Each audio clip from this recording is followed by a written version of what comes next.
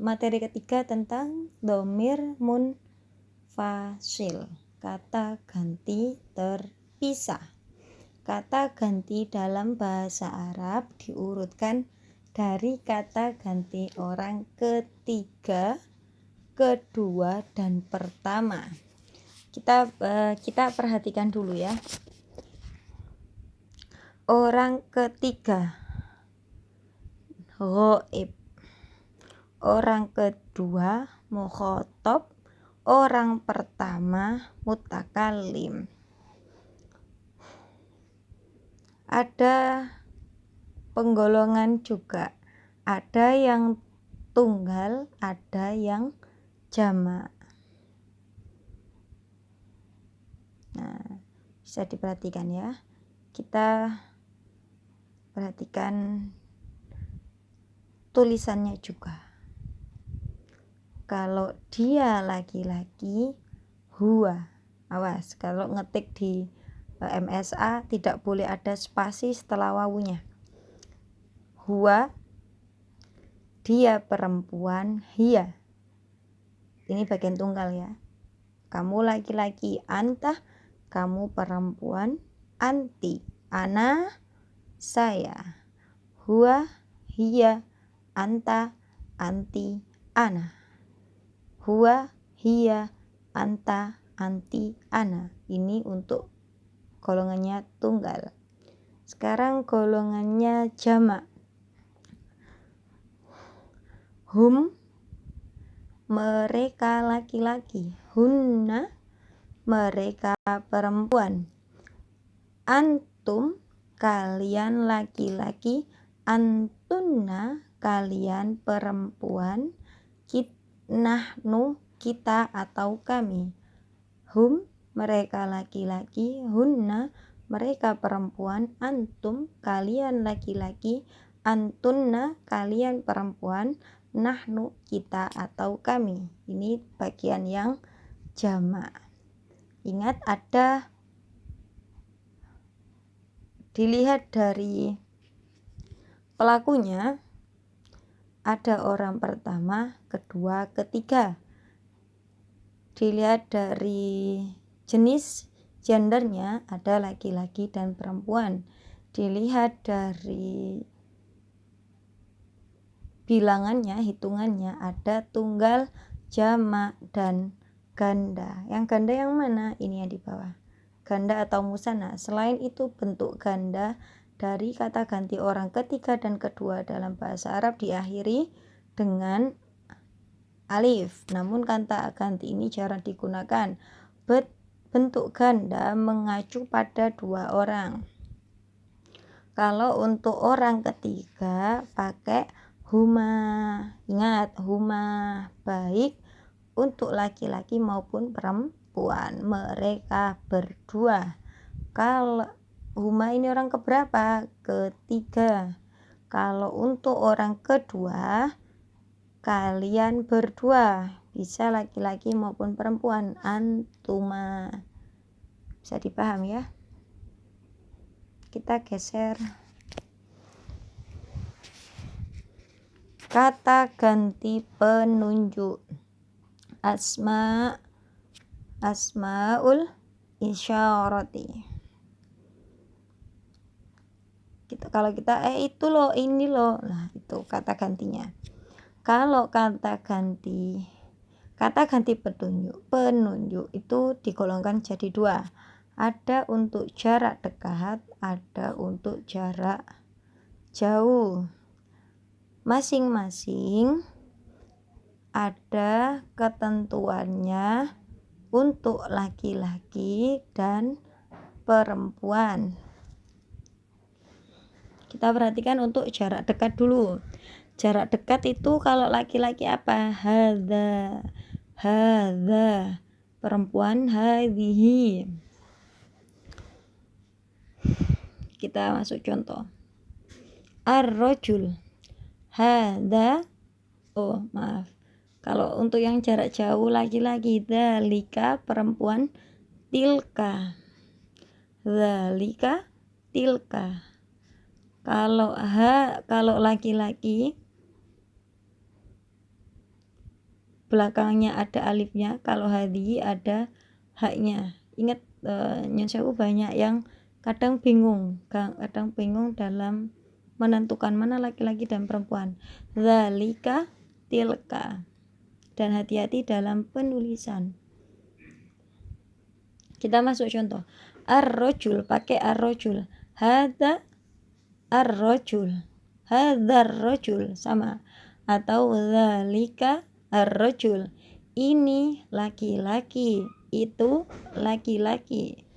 Dari segi makna dia menunjukkan laki-laki, dari segi tulisan juga menunjukkan laki-laki. Al-bait tulisannya laki-laki ya, bukan kemudian ada taknya di belakang semuanya perempuan, bukan. Al-bait taknya terbuka, tak maftuha. Hadzal bait, dzalikal bait, at-talibah, hadhihi at-talibah, tilka at-talibah, at-tawilah, hadhihi at-tawilah, tilka at-tawilah. Bisa dicocokkan di maknanya. Fathah tegak pada huruf pertama dari hadza, hadhi, dan dzalika dibaca panjang. Simbol ini hanya terdapat dalam beberapa kata umum dan biasanya tidak ditulis. Pelafalannya hadza, hadhi, dzalika. Kenapa ditunjukkan ini? Untuk memperingatkan kita ketika ada soal listening, istima, harus dititen itu apa? Diperhatikan. Dzalika berarti zalnya panjang, hadhi haknya panjang, hadza haknya juga panjang, tapi panjangnya menggunakan fathah tegak. Kita selesaikan.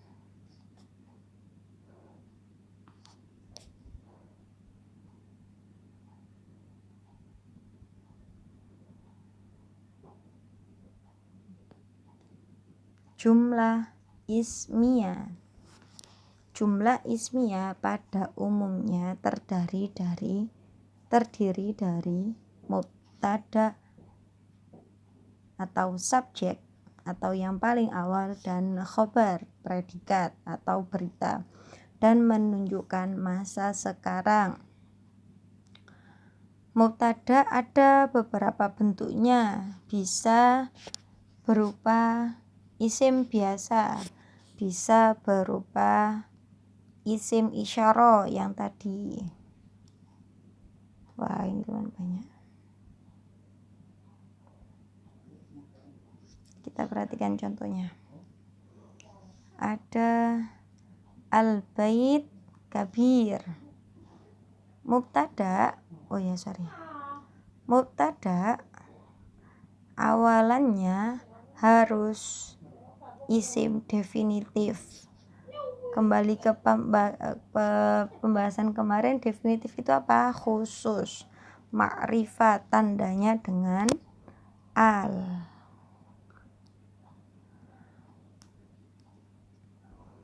Atau dhamir atau isim isyarah yang disertai dengan khobar. Contoh, al-bait kabir, isim ma'rifatnya mana? Al-bait. Ma'rifatnya karena apa? Ada alnya di depan. Al-bait dia kedudukannya sebagai mubtada. Kalau kabir kedudukannya sebagai khobar. Al-bait subjek, kabir predikat. Huwa itu tadi isim ma'rifat. Sekarang ada huwa kabir. Huwa itu masuk golongannya apa? Kata ganti atau isim dhamir. Huwa kedudukannya mubtada, kabir, khobar. Ketika dilihat dari makna, rumah itu besar. Jadi rumah subjeknya, besar itu predikatnya. Rumah itu mubtadanya, besarnya itu khobar. Huwa kabir, dia laki-laki mubtada, besar khobar, gitu nggih. Sebenarnya mudah bahasa Arab itu sampai ke bawah. Nah, kalau dan harus disesuaikan. Kalau depannya laki-laki, kalau mubtadanya laki-laki, maka khobarnya juga laki-laki. Lihat di bawah. Ar-rajul mu'allim, laki-laki, sama-sama laki-laki. Al-mu'allim huna, keterangan tempat nggih. Al-mu'allim fil ghurfah, Bu itu al-mu'allimnya bentuknya laki-laki, fil ghurfanya kok perempuan. Tunggu dulu, kita harus melihat dari makna. Fi, di sini ada fi yang menengahi. Kalau ada fi berarti dia menunjukkan arti kata tempat. Berarti khobarnya itu mulai dari fi, bukan dari ghurfa. Kita lihat maknanya. Guru di dalam ruang. Guru di dalam ruang. Gurunya mubtada, di dalam ruang khobar. Jadi bukan ruangnya saja yang khobar, tapi mulai dari kata fil ghurfah atau di dalam. Handa muallim menggunakan isim apa tadi? Isyarah. Kita perhatikan, kabir ini laki-laki atau perempuan? Laki-laki, makanya isim isyarahnya menggunakan hadza untuk jarak dekat. Kalau misalkan jarak jauh menggunakan dzalika. Gitu nggih.